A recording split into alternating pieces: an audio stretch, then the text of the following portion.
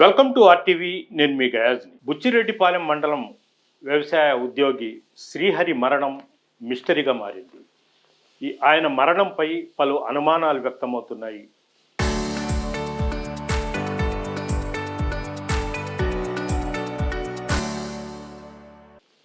రెండు రోజుల కిందట శ్రీహరి భార్య లావణ్య పీజీఆర్ఎస్కు ఫిర్యాదు చేయడం జరిగింది. తన భర్త గుండెపోటుతో మరణించలేదు, అతన్ని హత్య చేసి చంపారంటూ కూడా ఫిర్యాదు చేయడం జరిగింది. ఈ మేరకు జిల్లా ఎస్పీ అజిత వేజండ్ల సమగ్ర విచారణకు ఆదేశాలు జారీ చేయడం జరిగింది. బుచ్చిరెడ్డిపాలెం సిఐ అదేవిధంగా నెల్లూరు రూరల్ డిఎస్పీ ఈ కేసును విచారిస్తున్నారు. ప్రధానంగా బుచ్చిరెడ్డిపాలెం వ్యవసాయ శాఖలో పనిచేస్తున్న శ్రీహరికి ఇద్దరు భార్యలు, అంటే మొదటి భార్య వచ్చి లావణ్య, రెండవ భార్య కూడా మినగల్లో ఉంటుంది. అయితే లావణ్యతో శ్రీహరికి సత్సంబంధాలు సరిగా లేని కారణంగా ఆయన శ్రీహరి రెండవ భార్య వద్దనే ఉంటున్నాడు. అయితే గత కొద్ది రోజుల కిందట శ్రీహరి కారు డ్రైవరు అదేవిధంగా రెండవ భార్య సోదరుడు బావమర్ది, వరుసకు బావమర్ది, వీళ్ళంతా కలిసి పెంచిల్ కోనకు వెళ్ళడం జరిగింది. పెంచిల కోనలో శ్రీహరికి గుండెపోటు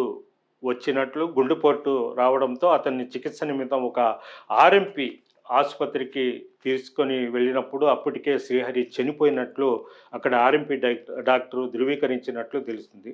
మృతదేహాన్ని నేరుగా రెండవ భార్య ఇంటికి తీసుకొని రావడం జరిగింది. ఆ తర్వాత అతను అంత్యక్రియల్లో మృతదేహాన్ని స్నానం చేయించే సమయంలో శరీరం మీద కొన్ని గాయాలు, అదేవిధంగా మెడ ఆ పక్క మొత్తం కందిపోయినట్లు ఉండడం కూడా గుర్తించడం జరిగింది. అయితే ఈ విషయం కొంతమంది గ్రామస్తులు బుచ్చిరెడ్డిపాలెం పోలీసులకు ఫిర్యాదు చేశారు. అయితే పోలీసులు రంగప్రవేశం చేసి వచ్చి పరిశీలించడం జరిగింది. అయితే ఎవరైనా ఫిర్యాదు చేస్తే మేము పోస్ట్ మార్టం నిమిత్తం పంపించి కేసు నమోదు పరుస్తామని చెప్పారు. అప్పట్లో ఎవరు పోలీసులకు ఫిర్యాదు చేయకపోవడంతో ఇది మామూలుగా అంత్యక్రియలు నిర్మించారు. అదేగాక ఖననం కాకుండా మృతదేహాన్ని దహనం చేశారు. అయితే గత 2-3 రోజుల కిందట రెండవ భార్య లావణ్య తన భర్త గుండెపోటుతో చనిపోలేదని, అతన్ని హత్య చేశారని రెండవ భార్య వాళ్ళ బంధువులు కలిసి హత్య చేశారంటూ కూడా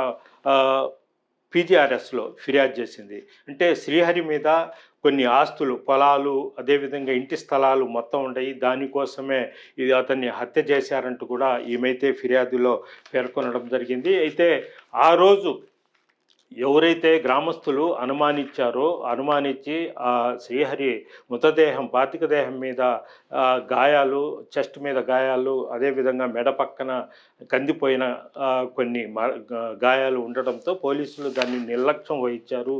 కనీసము దీని మీద సమగ్ర విచారణ జరపలేదు. కేవలము ఫిర్యాదు ఎవరైనా ఇస్తే మేము కేసు నమోదు పరిచి బాడీని పోస్ట్మార్టం తరలిస్తామని చెప్పారే తప్ప పూర్తిగా లోతుగా విచారించలేకుండా చేతులు దులుపున్నట్లు వ్యవహరించారు. దీనివల్లే వాళ్ళు హత్య చేసిన వాళ్ళంతా చాలా వేగంతో మృతదేహాన్ని ఖననం కూడా చేయకుండా దహనం చేశారు.